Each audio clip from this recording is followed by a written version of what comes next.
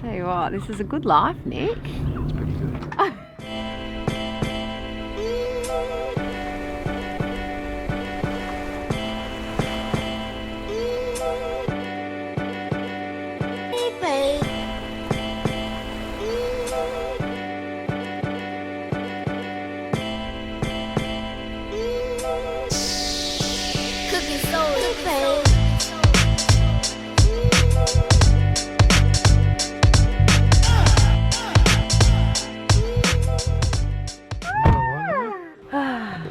What am I doing? Well, I'm really excited because we're about to meet a mate that we've only met on Instagram in real life. How good is that? I love the older. I know you, but I don't know you. I've been stalking you on Instagram thing. So let's go meet him. But first we'll go to get coffee. Get breakfast. Okay. Coffee, coffee, coffee, coffee, coffee, coffee. So we're going to go to the boat shed. We're going to the boat shed. I'm still very confused as to what we're seeing, so I'm intrigued. Well, you'll find out when we get there. Yeah. Okay. I'll try and get some shots of Salamanca as we drive past. Alright. Can't quite see it. So that's Salamanca. There you are, Jono. Hey mate, how you going? This is such a beautiful spot. So this isn't yours, right? You've been fixing it up. This is mine. Oh, it is yours? Well, I just sold it yesterday. Oh, you're joking. Really nice to meet you. I literally was painting till 8 o'clock last night. You're joking? No. So you've just finished? I've literally just finished. Oh, Nick. I'm just taking some photos. This is, oh, now I want to wipe my feet. Hang on. Oh my goodness. So when did you buy this? Bought it about a year and a half ago. So where did you grow up? Melbourne. Oh, you did? So what brought you down to Tassie? Just like the outdoors. Yeah, pretty much. How are you? Epic. Oh my god, look at Pretty it. sick.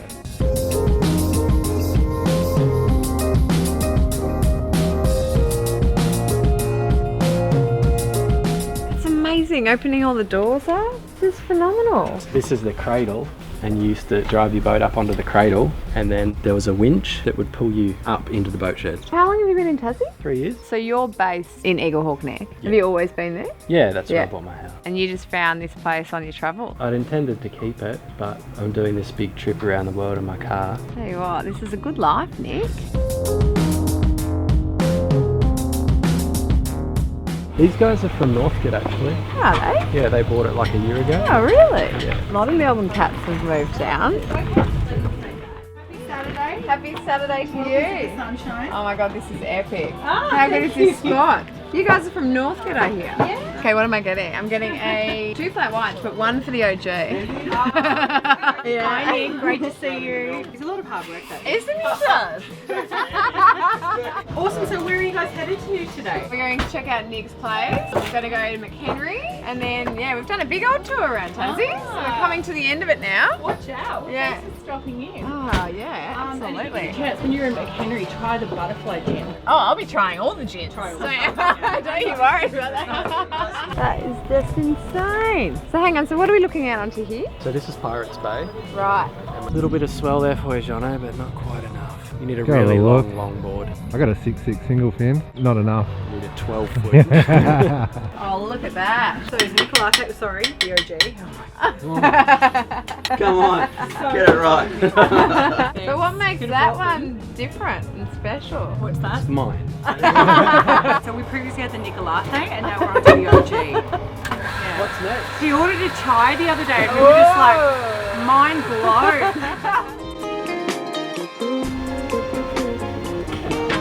Oh, this is gorgeous. So when did you build this? No, so I bought this. Oh, you bought this as is? Yeah. I saw it on a Tuesday and bought it on a Wednesday. Shut up. So I was Really? sitting in my house in Brimley in Torquay. Oh, you were still in Torquay? Yeah, I was like, that's the one. And I Oh, and how bought it. amazing. God, I'm really impressed. flew there. And I just moved in basically. God, that's epic. Yeah, I mean, I did a few small things in the bathroom. And Yeah. Bedrooms? Yeah, just check it out. So how many can sleep here? It sleeps 6. 6. Oh, that's Yeah. pretty good. Yeah.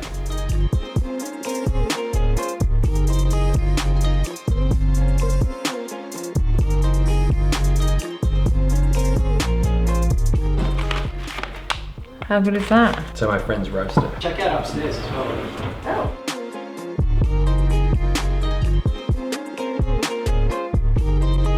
This is a sweet room. Oh, wow.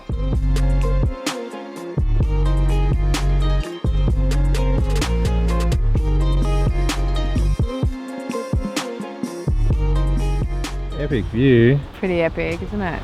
That's the sauna down there. I'll show you that if you're What? Sauna? Yeah. Yes. Yeah. Is that there or did you build that? Built that. Yeah, if you weren't staying in town, you could have stayed here.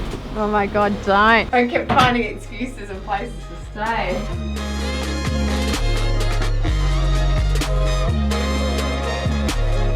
That's not too bad. It's a little bit messy, but you get the gist. So you built this? Yeah, me and my friend Carlo built it. How much does that cost you?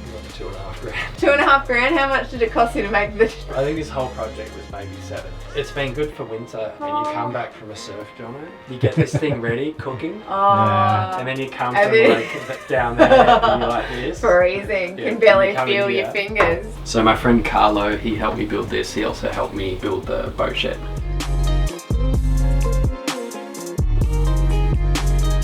I'm going to show you around my 20-foot container, which I spent about 6 months converting. Yeah, it's pretty minimal. It's like fully insulated. I've got storage under the bed. Everything's like completely utilitarian basically. And all my books around here from sailing adventures and all that sort of stuff. And windows are just old cedar sliding windows. How long did it take you to build? About 6 months probably. So this container used to be over there and I hired a crane one day. Just called up this guy and I was like, oh, can you come move my container? And this enormous crane, like this huge crane, came up the driveway, just came straight to here, picked the container up, brought it over here, and I built these like piers, pylons, and put it on there. The annoying thing, like people love the idea of containers, building with containers, living in containers, but they're actually a real pain to build with. None of the dimensions are standard and you've got to deal with all of the cordon steel. So like from a practical standpoint, I don't know if I would have built this space out of container if I hadn't already had the container. So the container came with the property. And so I just moved it and built this with it. So the real difficulty is that you've got to attach everything to steel. For the first 6 months, I didn't have that whole wall. That was just doors. There was not enough light. So I bought this window frame. It was just really practical.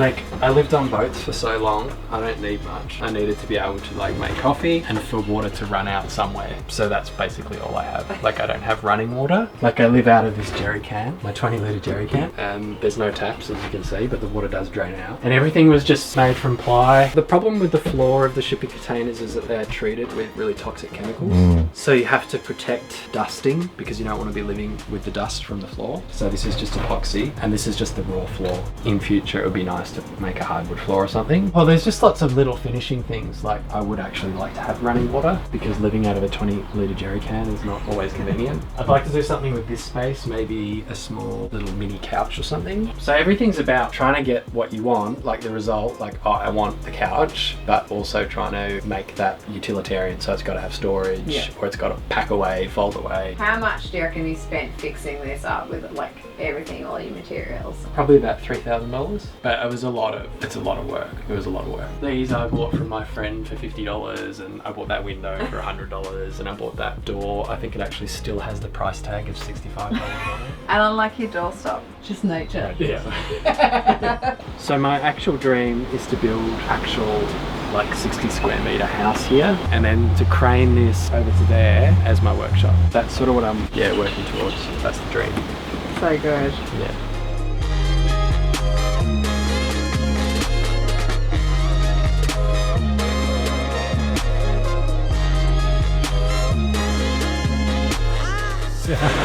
Just all tight.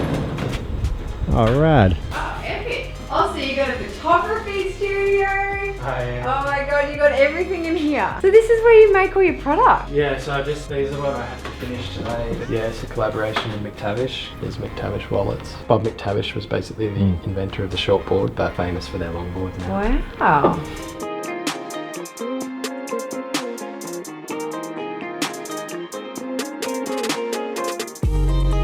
Oh, Nick, it was a pleasure. Yeah. Thank you so much. Mwah. That was amazing. Oh my god, It is. so Good to meet you, nice. mate. Cheers, And you know what? If we Been move a down here, cracking you'll be day. knowing about it. Hey, Hey, goodbyes. Bye. See ya. Yeah. Actually, I've got to get the gate. Get that. Bye. gin, gin, gin, gin, gin, gin, gin, gin, gin, gin, gin, gin. What are you waiting for? Gin. My time to shine. Yeah. Gin. Just found gin. I think I'm gonna have to get all of it. I wasn't asking your permission. So I'm originally from Tassie, so I've come back to visit. Yeah. Yeah, it's way cooler than it used to be. It didn't have the same sort of energy as it does now. It's bubbling. Yeah. It's like a big, strong ferment, this place. Yeah. Want to try some gin? Love to. No.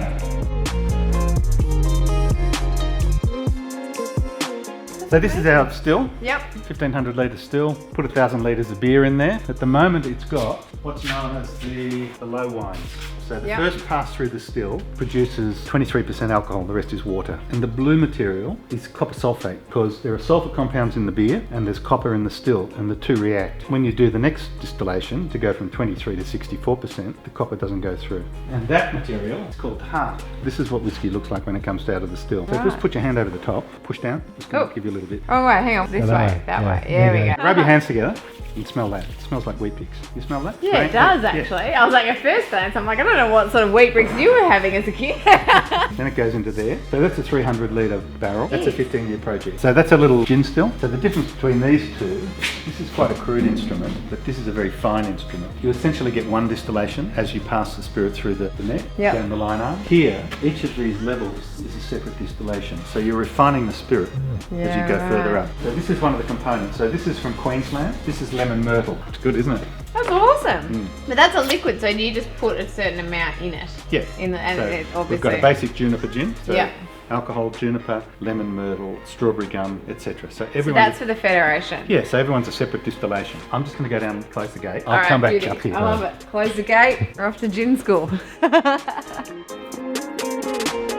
That is Ginland. Gin have got some of the best labels. When I get the people up here, we have a little chat about gin. We try a few gins, and then they choose the botanicals. This is juniper en masse. So if you crush one up, it smells just like gin. And then they choose from whatever they want here. Some of these you wouldn't put in there, but we put them there just for fun. Yeah, like onion flakes. You wouldn't put onion flakes in there. You wouldn't put onion flakes, but you do. Chili, some people like to put. So is this where you actually do a lot of testing as well for gin flavours? We do stuff up here. Yeah. And these little things over here are our stills. I feel like I should be scrubbing notes. Okay, No. 50-50. You can always call us up. You can always turn it on. It's nice so and this sealed, is a little heat bar. It starts to warm the liquid. How hot are we talking? 78 degrees. Excellent.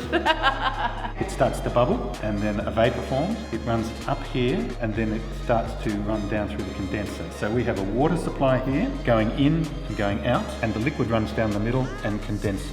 How long does that take? It takes about 25 minutes to get from the cold state to the vapour stage. Okay. And then it takes another 35-40 minutes to complete the distillation. Gosh, that's so quick. But and then you're dealing with a very small amount because yours takes 7 hours and you're dealing with a lot. And you've got a lot of processes. We've got a litre. So you're saying my homemade gin's not going to be as good as your gin? Your gin will be fine. Buy cheap vodka, because you're only after the alcohol. Get yourself a little flask like this, little heat source, and away you go. You may have just changed my life. Thank you so much for your time. Anytime. That was amazing. If you want any follow-up, give us a call. Yeah, oh, that was so good. You happy with that? Yeah, it was good that we saw other stuff. You want to come back to the gin school? Maybe. Well, now we need to just try and make it ourselves so I can stop spending money on all these fancy gin places. Are you still filming? Yeah. Oh, come on, get in the car. Oh, wow. I've just had a personal tour. Now it's time for you and me. Okay, welcome to the Coastal Pavilion. Look at this epic sunset. We're going to go enjoy this. If it's okay by you, I'm going to go sleep for a million years.